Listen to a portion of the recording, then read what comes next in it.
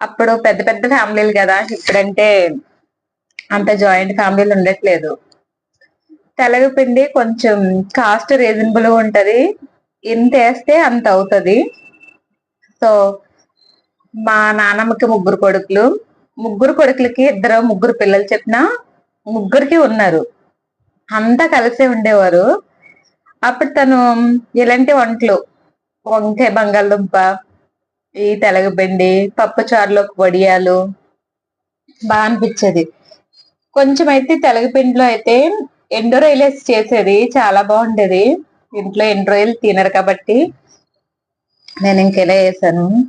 నిజానికి తెలగపిండి కర్రీ చాలా బాగుంటది. ఎవరికి ఇష్టమో కామెంట్ చేయండి.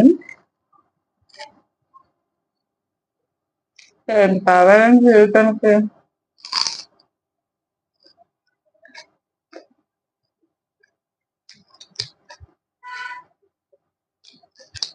ఏదైనా పిల్లలకి చిన్నప్పటి నుంచి ఏది అలవాటు అయితే అదే ఎక్కువ. నేను మా పిల్లడు చిన్నప్పుడు ఇలాంటి వంటలు ఏం చేసేదాన్ని కాదు. సో అందుకని అది ఈ వండిన వెరైటీ అనిపిస్తుంది. కానీ నేను ఇవే తిని పెరిగాను కదా, సో నాకు ఈ కర్రీస్ అంటే చాలా ఇష్టం. బాగుంటాయి నిజానికి, మనం వండుకోం కానీ ఇది మనకు తెలగపిండి వల్ల కూడా చాలా యూజ్ ఉంటది. కిడ్నీలో రాళ్ళకు కూడా యూజ్ అని అన్నారు, నాకు పెద్దగా తెలియదు అనేవారు, అంతవరకే తెలుసు. కానీ ఏదైనా సూపర్ ఉందండి. ఎండు రొయ్యలు వేసుకుంటే ఇంకా బాగుండు.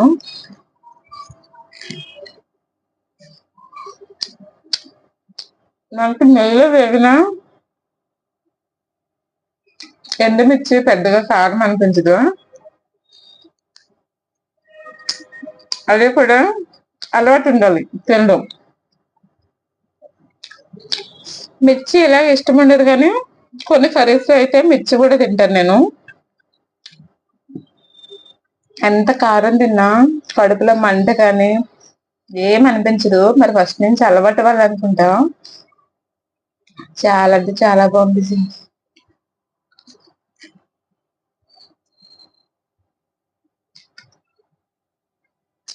ఎప్పుడు కూడా భోజనం తింటే మంచిది.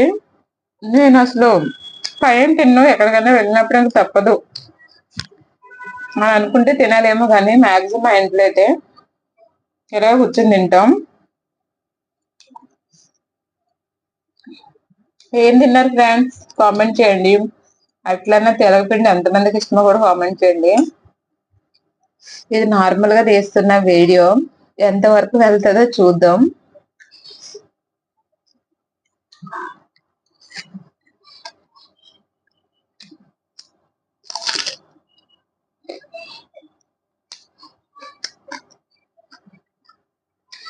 నేను యూట్యూబ్ కి స్టాండ్ కూడా తీసుకోవాలి.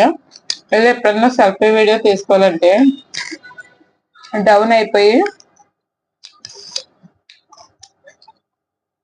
నాకు సరిగ్గా నా హెడ్ చూడండి దానికి కట్ అయిపోయింది. చేస్తాను నిదానంగా ఒక్కొక్కటి.